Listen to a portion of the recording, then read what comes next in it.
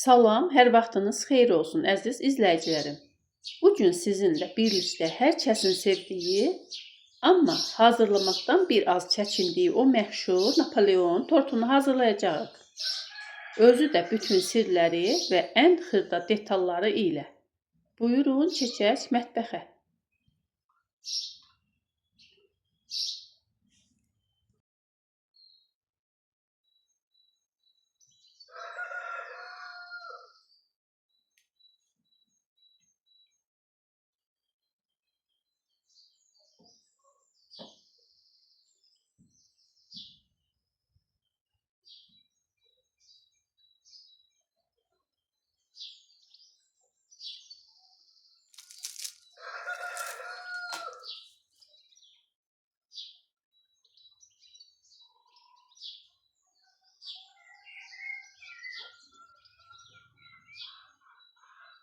Xəmirimiz üçün bizə lazım olan ərzaqlar bunlardır.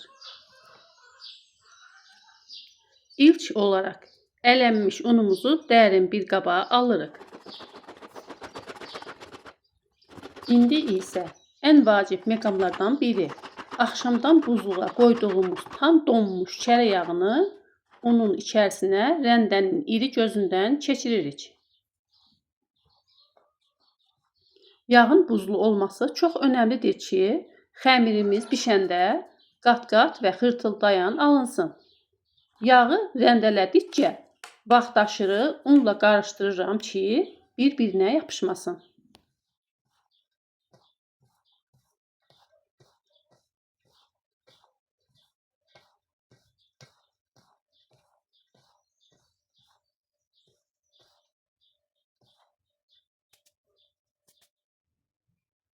İndi isə keçirik xəmirimizi toplayacaq o xüsusi qarışımı hazırlamağa. Qaba 5 ədəd yumurtanın sarısını, duzu, limon duzunu,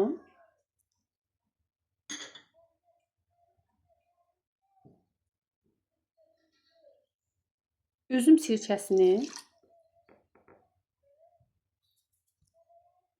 əlavə edirəm. Suyumuzu isə axşamdan soyuducuda xəmir yoğurulmazdan yarım saat əvvəl isə dondurucuda saxlamışam ki, tam soyuq olsun.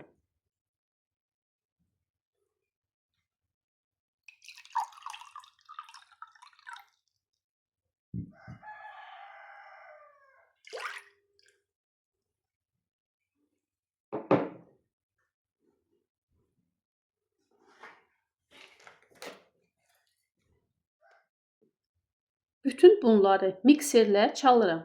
Məndə mikser anidən işləmədiyi üçün blenderin mikser başlığından istifadə etməli oldum. Bir az ətrafa sıçrasa da eybi yox. Əsas odur ki, işimizi gördü və o gözəl bir qarışım alındı.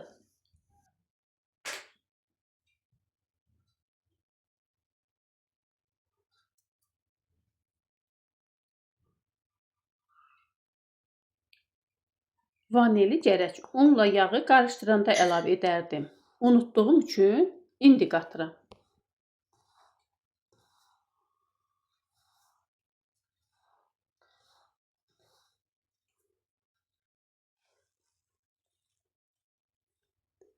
Hazırladığım qarışımı unlu umaca əlavə edib, xəmiri yoğurmadan toparlayıram.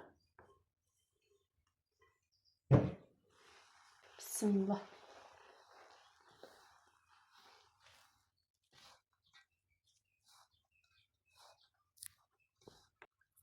Çalışın ki, bu işi çox tez edəsiniz. Əlinizin istisindən yağlar əriməsin.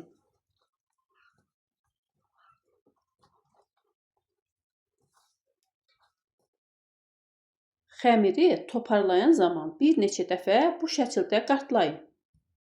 Bu qatlama prosesi sayəsində xəmirimiz bişən zaman qat-qat ayrılacaq və istədiyimiz xırtıltı, tekstura alınacaq.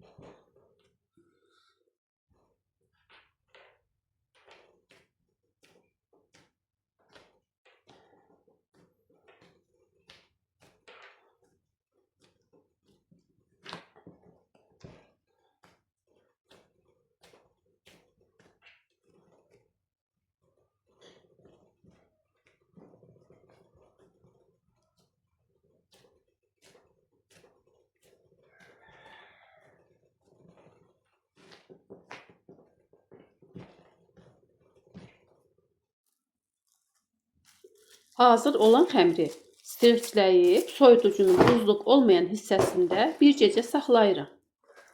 Beləcə xəmir tam özünə gəlir və daha gözəl yayılır.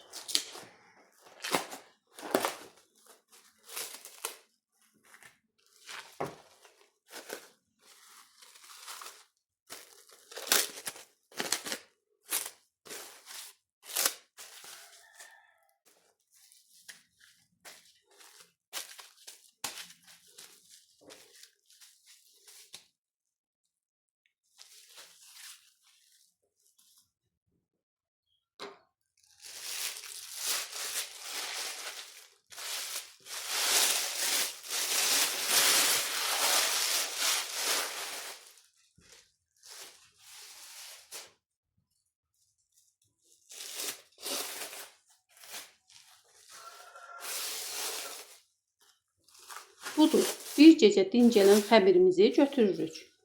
Hər biri 270 qram olmaqla 8 bərabər hissəyə bölürəm.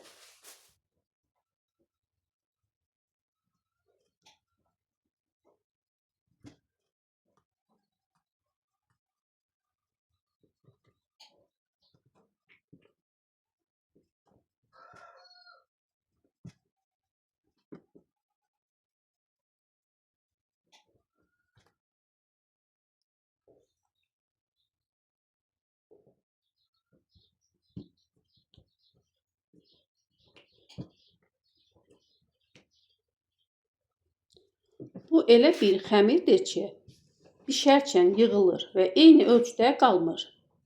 Ona görə də mən hər kündəni 34 sm ölçüdə yaydım.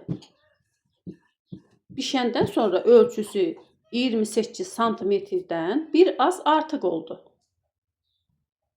Kündələri yayarkən çalışın ondan çox istifadə etməyin.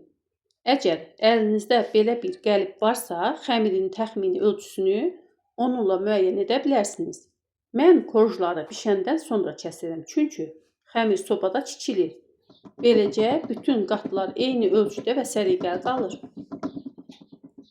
Yayılmış xəmiri bişərkən çox qabarmasın deyə hər tərəfdən çəngəlləyirəm.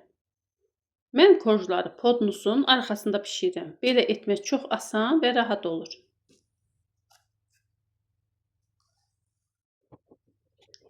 Əgər sizdə də belə ölçülü bir xəmir açan süfrə varsa, onun üzərində kündələrin santimetrini tutmaq daha asan olur. Bu işinizi xeyli sürətləndirəcək.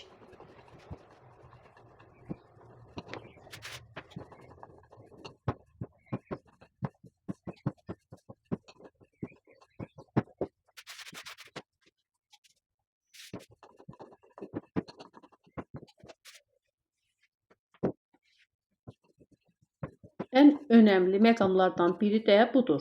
Korjları 100 yox, təxminən 150-160 arası dərəcədə bişiririk. Belə aşağı temperaturda korjlar tələsmədən 2 tam quruyaraq və qat-qat bişir. Səbirli olun, nəticə buna dəyəcək. İndi isə keçirik tortumuzun kremini hazırlamağa. Geniş bir qazanın içinə südü, şəkər tozunu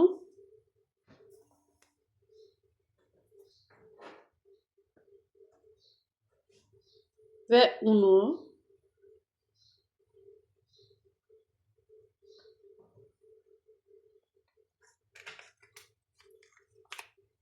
bir paçkada vanili əlavə edib yaxşıca qarışdırırıq.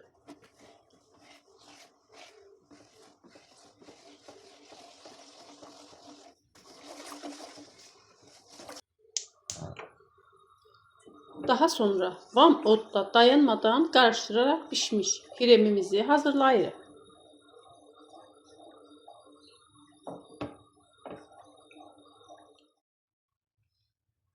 Hazır olan pişmiş kremimiz bir az soyuduqdan sonra üzərinə qatılaşdırmış südü əlavə edib yaxşıca qarışdırırıq. Bu kremə həm xüsusi bir parlaqlıq, həm də daha zəngin bir dad qatacaq.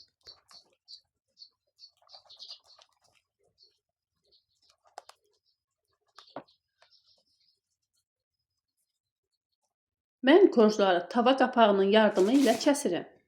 Əgər siz də tortunuzu tam mənim reseptimlə hazırlasanız, qapaqla da kəssəniz belə korjlar öz səliqəsini itirməyəcək. Bu səliqəli qalmağın ən böyük sirlərindən biri də korjların 150-160 dərəcə arası temperaturda pişməsidir.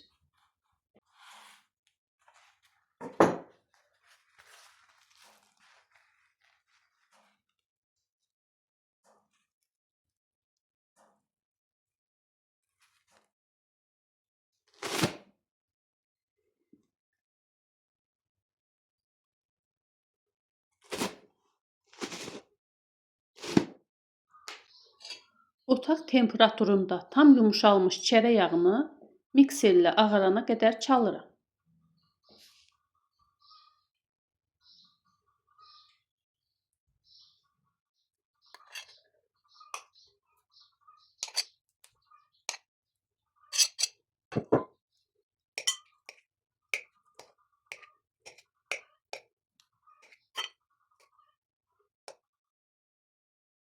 Bunu əvvəlcədən edirəm ki, bişmiş kremlə qarışanda kremimiz çürüməsin və ipək kimi hamır qalsın.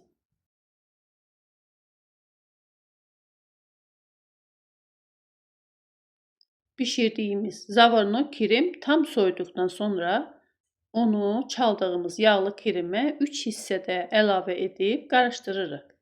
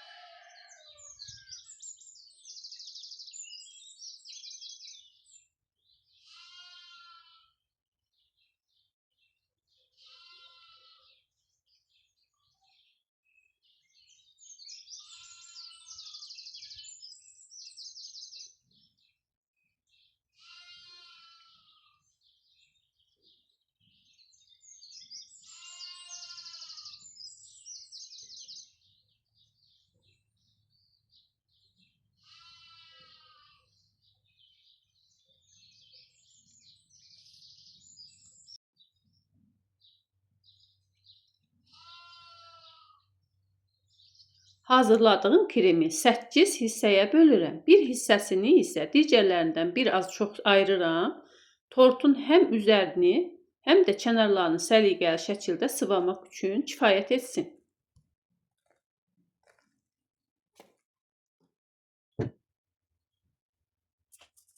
Tortu yığacağım qabın tam ortasına bir az krem çəkirəm. Bunu ona görə edirəm ki, İlk korj qaba yapışsın və kremləyən zaman sürüşüb işimizi çətinləşdirməsin. Gördüyünüz kimi ilk korjun üst üzünü kremləyirəm.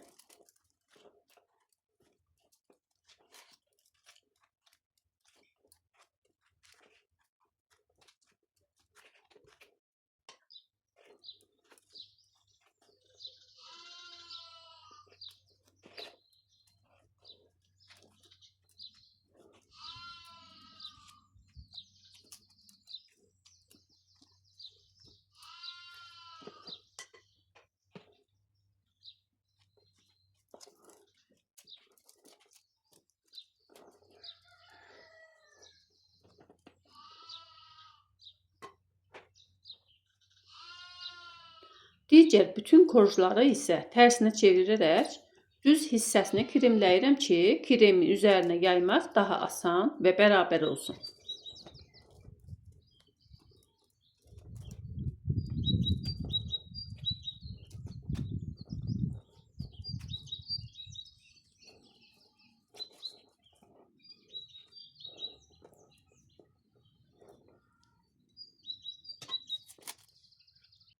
Gördüyünüz kimi korjlarımız həm xırt-xırt qalıb, həm də kremi hər qataq bərabər şəkildə kəsmişəm.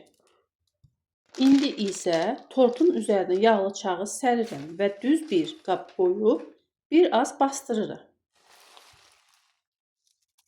Kəsib ayırdığım kənarları əlimlə xırdalayıb ovuntu halına gətirirəm. Bu qırıntılar Napoleonun həm bəzəyidir, həm də o məşhur dadını tamamlayan son toxunuşdur. Tortumuzun üzərini bəzəmək üçün mən belə bir naxışlı törfare istifadə edirəm. Törfaredən üzərinə səpdiyimiz şəkər pudrası tortun üzərində möhtəşəm bir naxış yaradacaq. Bu həm göz oxşayan, həm də çox asan bir bəzək üsuludur.